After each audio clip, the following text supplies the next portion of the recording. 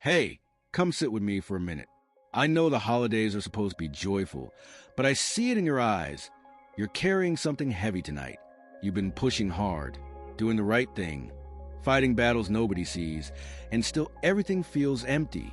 I want to tell you about a man who felt exactly like you do right now. His name is Elijah, greatest prophet in Israel, just called fire down from heaven.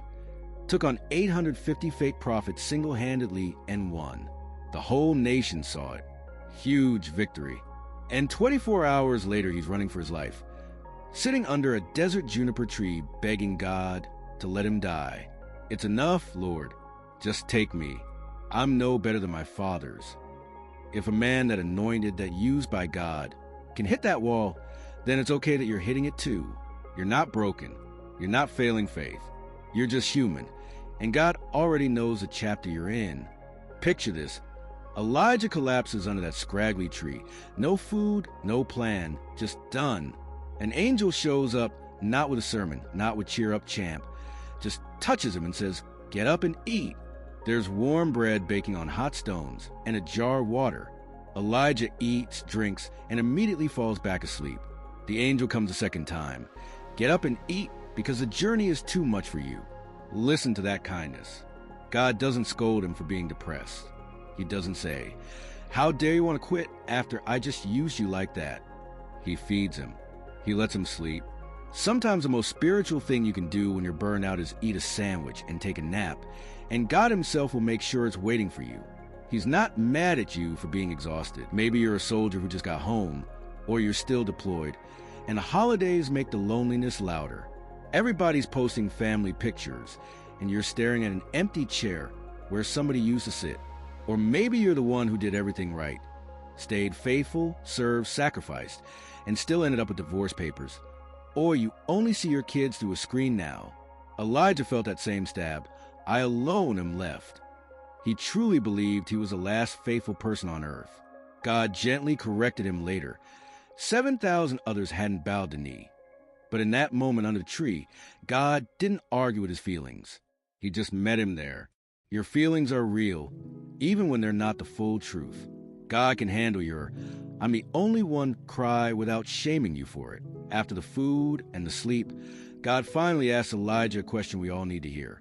"What are you doing here, Elijah?" Not angry, just inviting him to say it out loud.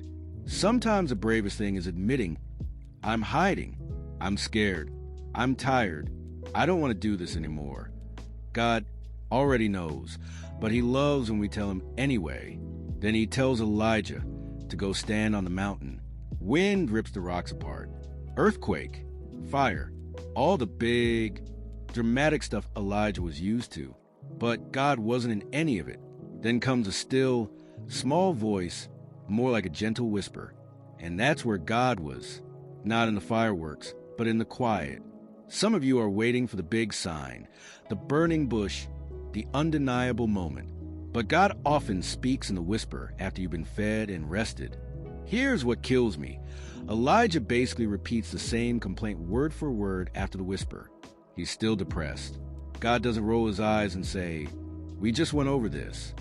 Instead, he gives him 3 assignments and a successor.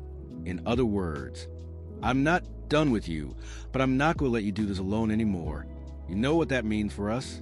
Even when we're still stuck in a funk, God keeps moving his plan forward, and he moves it forward with us, not after we get it together.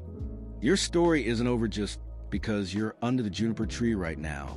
God is already preparing the next thing, the next person, the next purpose, and he's gentle with the timing.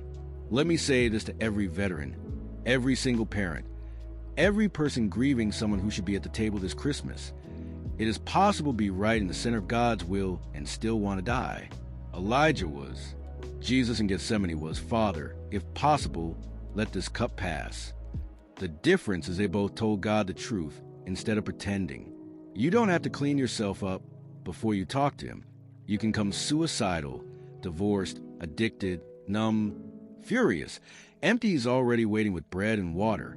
And sometimes the bread and water come through a text from a friend, a counselor, a support group, medication, or a random stranger who says, "I've been there." God uses ordinary means to keep extraordinary promises. There's a higher purpose on the other side of this desert you're in. Elijah thought his greatest moment was Mount Carmel. It wasn't. His greatest moment was raising up Elisha, who did twice the miracles. Your Carmel might already be behind you. Deployment survived, kids raised the best you could, marriages you fought for, and now you're in the wilderness season where nothing seems to matter. That's exactly where God doubled the mantle. The loneliness, the grief, the missing pieces, they're not punishment, they're preparation.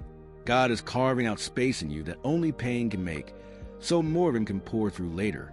I know that sounds impossible when you're under the tree, but I've watched it happen again and again. So here's my prayer for you tonight, friend.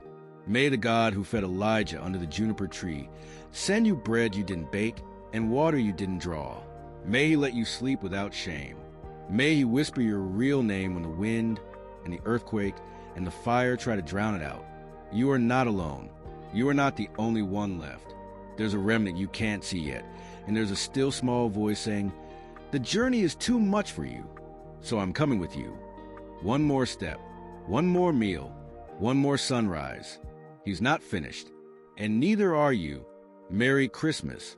From one weary traveler to another, the light still shines in the darkness, and the darkness has not overcome it. Or you. Rest now. He's got you. Listen close, brother, sister, whoever you are staring at these Christmas lights through tears tonight. Elijah's story ends with this line you almost miss. He never died. God just picked him up in a chariot of fire and carried him home. No grave, no funeral, just promotion straight out of the wilderness. That's you, that deployment that broke you, that marriage that ended, that kid who won't speak to you, that diagnosis, that empty chair, that night you almost didn't make it to morning. None of it gets a final word. The same God who refused to let Elijah die under that tree is refusing to let you die under yours. He's baking bread in the ashes of your burnout. He's pouring water from rocks you thought were dry forever. He's whispering your name when every voice, including yours, says you're forgotten.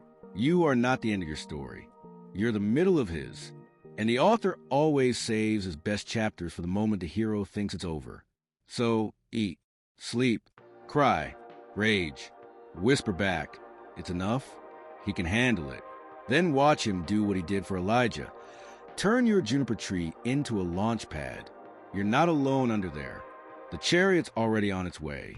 Just hold on until the fire gets close enough to feel like love. You're going to make it, not because you're strong, but because he is, and he's already decided you're worth carrying home. Explore Elisha's succession story. Job's trials and restoration. Make it more poetic. Think harder.